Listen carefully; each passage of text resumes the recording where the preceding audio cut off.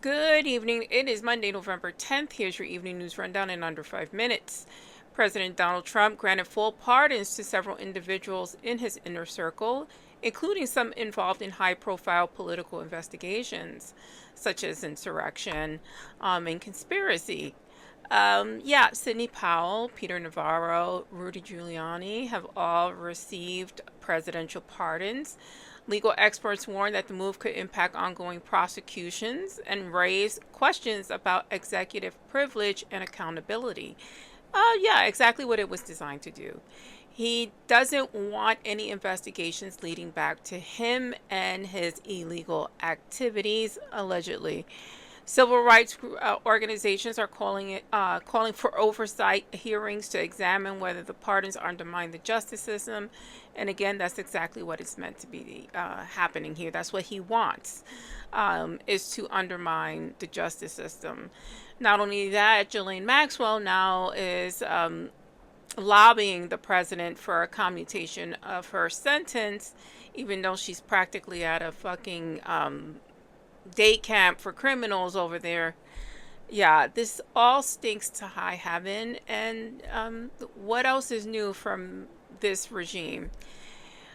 In other news, Speaker Mike Johnson announced he will not commit to bringing a vote on the Affordable Care Act extension if and when the government reopens.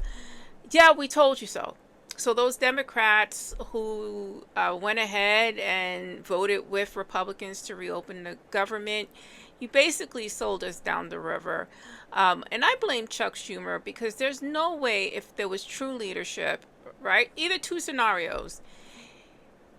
He's not a true leader, no one respects him, or the individuals involved with voting for Republicans just so happen not to be up for re-election or retiring, conspired with Chuck Schumer to reopen the government.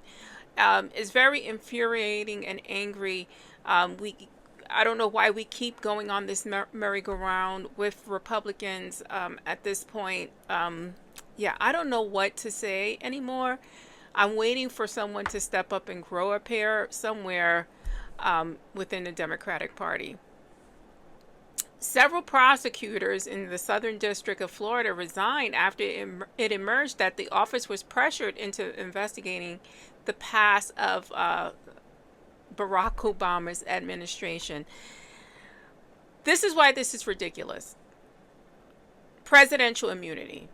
Trump lobbied his Supreme Court for it. It extends to previous presidents as well. So, what are you investigating? He's not going to be prosecuted of anything. And if you do prosecute him, does this open the door to challenge presidential immunity? So, are you going to shoot yourself in the foot? Like, how far are you willing to go? Is my question. Representative-elect Adelita Grajalva has been cleared to take an oath of office after resolving earlier procedural delays. We've given them enough time to doctor the evidence, hopefully appropriately. But knowing this regime, they never do anything right. So there will be questions and foul-ups when those files are released.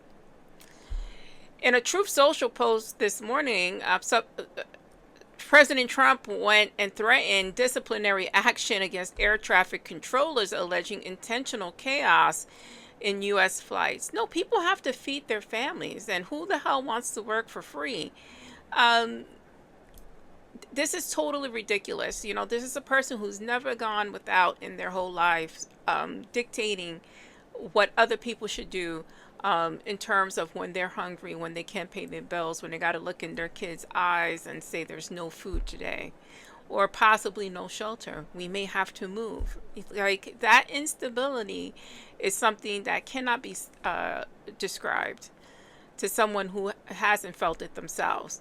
He also went on and criticized Marjorie Taylor Greene today, stating she should be doing more. He doesn't know what happened to her. Yeah, she wants to get reelected. She wants a long time in politics, and she's realizing you're not it. You're not the ticket. So she's playing devil's advocate to get reelected in her district. That's my opinion. I'm Simply Sugar. Like, share, follow. Stay smart, stay safe, stay informed.